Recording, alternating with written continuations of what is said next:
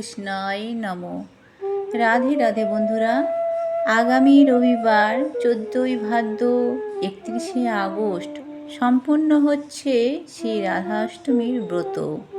বলা হয় জন্মাষ্টমীর ব্রত পালন করলে রাধাষ্টমীর ব্রত পালন করা খুবই প্রয়োজন, তবে ভগবানের পূর্ণ সত্তার পুজো সম্পূর্ণ হয়। ভগবান শ্রীকৃষ্ণ হলেন পরম পুরুষ তথা ঈশ্বর, আর রাধারানী হলেন তার শক্তি অর্থাৎ রাধিকা শক্তি। তাই রাধারানীকে বাদ দিয়ে ভগবান শ্রীকৃষ্ণের পূর্ণতা পাওয়া যায় না, আবার কৃষ্ণকে বাদ দিয়েও রাধার কোনো অস্তিত্ব নেই। সেই কারণে রাধা এবং কৃষ্ণের অবিচ্ছেদ্য অঙ্গ। তাই শ্রীকৃষ্ণের জন্মাষ্টমী পালন করলে রাধা অষ্টমী পালন করা খুবই প্রয়োজন। অনেক ব্যক্তির মনে একটা প্রশ্ন রয়েছে রাধা কৃষ্ণকে নিয়ে। বলেন যে রাধা কৃষ্ণের মধ্যে কী এমন সম্পর্ক? না রাধা কৃষ্ণ একসাথে থাকেন, না একসাথে বিয়ে হয়েছে, তাহলে এত গভীর সম্পর্ক কিসের? কৃষ্ণ থাকেন দ্বারকাতে, রাধা থাকেন বর্ষনাতে, তাও এত ভালোবাসা কি করে? এ কেমন সম্পর্ক? কৃষ্ণ বলেন যে তার একটা সহজ কথা। আপনারা কখনো আয়নার দিকে দেখেছেন? নিজের দুই চোখের দিকে তাকিয়ে জিজ্ঞাসা করুন, এই দুই চোখ একসাথে কেন বন্ধ হয়, একসাথে কেন খোলে, একসাথে কেন কাঁদে, একসাথে কেন ঘুমায়? আজীবন কোনো মানুষের সাথে সম্পর্ক রাখা অবশ্যই সম্ভব, তাদের সাথে দেখা না করে। আমার আর রাধার ভালোবাসা কিছুটা এইরকমই, আর এইরকমই ভালোবাসা হয় দুই নয়নের মতো। তাই বন্ধুরা, জন্মাষ্টমী পালন করা মানে রাধাষ্টমী পালন করা খুবই জরুরি। আপনি যদি জন্মাষ্টমী পালন করে থাকেন, অবশ্যই রাধা অষ্টমী ব্রত আপনার রবিবার দিন পালন করা উচিত। রাধা অষ্টমীর ব্রত কীভাবে রাখবেন? যদি আপনি সম্পূর্ণ নির্জলা উপবাস না রাখতে পারেন, তাহলে সেই দিন কোন কোন খাবার আপনি গ্রহণ করতে পারবেন, এবং সর্বোপরি শ্রী রাধারানীর এবং শ্রীকৃষ্ণের উদ্দেশ্যে কোন খাবারটি এই দিন অবশ্যই নিবেদন করতে হয়, এবং ভগবানের প্রসাদ হিসেবে কোন জিনিসটি গ্রহণ আপনারা করতে পারবেন, এই ভিডিওর মাধ্যমে আপনাদের কাছে সবিস্তারে আলোচনা করব। তার আগে বন্ধুরা, যে সকল বন্ধুরা আমার এই ভিডিওটি দেখছেন, ভিডিও দেখার শুরুতে অবশ্যই একটি লাইক দিবেন। ভিডিও দেখার শেষে অবশ্যই কমেন্টে লিখে যাবেন জয় শ্রীকৃষ্ণ এবং রাধে রাধে। আর হ্যাঁ, যেই সকল বন্ধুরা আমার চ্যানেলটা এখনও পর্যন্ত সাবস্ক্রাইব করেননি, চ্যানেলটা সাবস্ক্রাইব করে দিন এবং বেল আইকনটি অন করে রাখুন, যে ক্ষেত্রে আমি ভিডিও দিলেই আপনার পাশে প্রথমেই চলে যাই। তো চলুন বন্ধুরা, আজকে সবিস্তারে আলোচনা করা হোক। নমস্কার বন্ধুরা, পম্পার কিচেনের বাংলা ব্লগে আপনাদের জানাই আবারও একবার স্বাগতম। বন্ধুরা, আপনারা জানেন 1432 বঙ্গাব্দে 2025 সালে রাধাষ্টমী ব্রত 13ই ভাদ্র 30শে আগস্ট শনিবার দিন রাত্রি 8:09 শুরু হলেও যেহেতু উদয়াতিথি রবিবার দিন পড়ছে, তাই রবিবার দিন সমগ্র দিন জুড়েই থাকছে রাধা অষ্টমী। রবিবার দিন 10:04 এই রাধাষ্টমী তিথি সমাপ্ত হবে। তাই এই বছর এই রাধাষ্টমী ব্রতের যাবতীয় পালনবিধি, উপবাস সমস্ত কিছুই রবিবার দিন সম্পূর্ণ করতে হবে। আপনি যদি এই রাধাষ্টমী ব্রতের সম্পূর্ণ নির্জলা উপবাস পালন করতে চান, তাহলে রবিবার দিন সূর্যোদয় থেকে পরের দিন সোমবার সূর্যোদয় পর্যন্ত কোনো খাবার গ্রহণ করবেন না। সারাদিন সম্পূর্ণ উপবাস থাকলেও শ্রী রাধারানীর পুজোর কিন্তু আপনার দুপুরবেলাতেই সম্পূর্ণ করা প্রয়োজন, কারণ শ্রী রাধারানীর জন্ম হয়েছিল দুপুরবেলা। এই বছর রাধারানীর পুজোর সবথেকে শুভ সময় হলো রবিবার সকাল 11:05 থেকে দুপুর 1:38 পর্যন্ত। এই সময়ে অবশ্যই শ্রী রাধারানী এবং শ্রীকৃষ্ণের পূজা সম্পূর্ণ করবেন।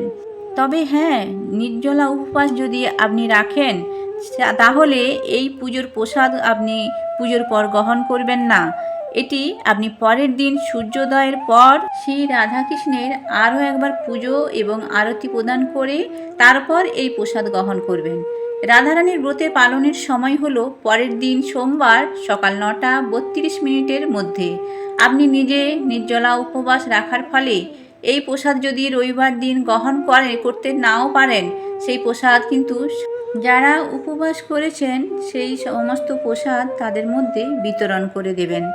তবে হ্যাঁ, প্রসাদের কিছু অংশ নিজের জন্য অবশ্যই রেখে দেবেন, যা আপনি পরের দিন পালনের পর গ্রহণ করবেন। আর যারা সম্পূর্ণ নির্জলা উপবাস করতে পারবেন না, তারা রাধা অষ্টমীর দিন অর্থাৎ রবিবার দিন রাধাকৃষ্ণের পুজোর পরই প্রসাদ গ্রহণ করে এবং উপবাস ভঙ্গ করতে পারবেন। তবে হ্যাঁ, এই রাধা অষ্টমীর পুজোর দিন পুজোর প্রসাদ হিসেবে নির্দিষ্ট কিছু ভোগ অবশ্যই দেওয়া প্রয়োজন। বিশেষ করে প্রথমে যে বিষয়টির কথা বলবো তা হলো তালের বড়া। তালের বড়া ছাড়াও তালের যে কোনো সামগ্রী বানিয়ে আপনারা এই রাধা অষ্টমীর রাধিকার পুজোতে নিবেদন করতে পারেন। তালের বড়া শ্রীকৃষ্ণের খুবই পছন্দের ছিল, তাই যখন রাধারানী শ্রীকৃষ্ণের সাথে দেখা করতে যেতেন তখন রাধারানী তালের বড়া বানিয়ে ভগবান শ্রীকৃষ্ণকে নিবেদন করতেন। যেটাই কৃষ্ণের পছন্দ, অর্থাৎ যাহা কৃষ্ণের পছন্দের তাই রাধার পছন্দের। তাহলে আপনারা বুঝতেই পারলেন যে তালের বড়া কৃষ্ণের পছন্দের, অতএব রাধারও কিন্তু একই পছন্দের জিনিস। তাই এই তালের বড়া কেবল একটি খাবার নয়, বরং রাধা কৃষ্ণের অটুট বন্ধন ও ভালোবাসার এক পবিত্র প্রতীক। আর সবচেয়ে গুরুত্বপূর্ণ বিষয় হলো এই তালের বড়া চালের গুঁড়ো দিয়ে তৈরি করা হলেও এটি ব্রত পালনে কোনো প্রকার বাধা দেয় না, কারণ এটি ঈশ্বরের কাছে নিবেদিত হওয়ার পরে আর সাধারণ খাবার থাকে না, তা হয়ে যায় প্রসাদ। তাই প্রসাদ হলো ঈশ্বরের আশীর্বাদ। তাই প্রসাদ গ্রহণ করলে ব্রতকারীর শরীর শুদ্ধ হয় এবং তিনি ঈশ্বরের কৃপা লাভ করেন। তাই রাধা অষ্টমী ব্রতের দিন অবশ্যই রাধাকৃষ্ণের উদ্দেশ্যে তালের বড়া নিবেদন করুন। আর এর সঙ্গে নিবেদন করুন ক্ষীর বা পায়েস। ক্ষীর তৈরি হয় দুধ এবং আতপ বা গোবিন্দভোগ চাল থেকে। আমাদের ধর্মে গরুর দুধকে পবিত্রতার প্রতীক হিসেবে গণ্য করা হয়। শ্রীকৃষ্ণ এবং রাধারানী দুজনেরই দুধ এবং মিষ্টান্ন খুবই পছন্দ করতেন। ক্ষীর তাদের পারপার্শ্বিক প্রেম এবং সম্পর্কে মাধুর্যের প্রতীক ছিল। এখানে সেই রকমই নিয়ম প্রযোজ্য।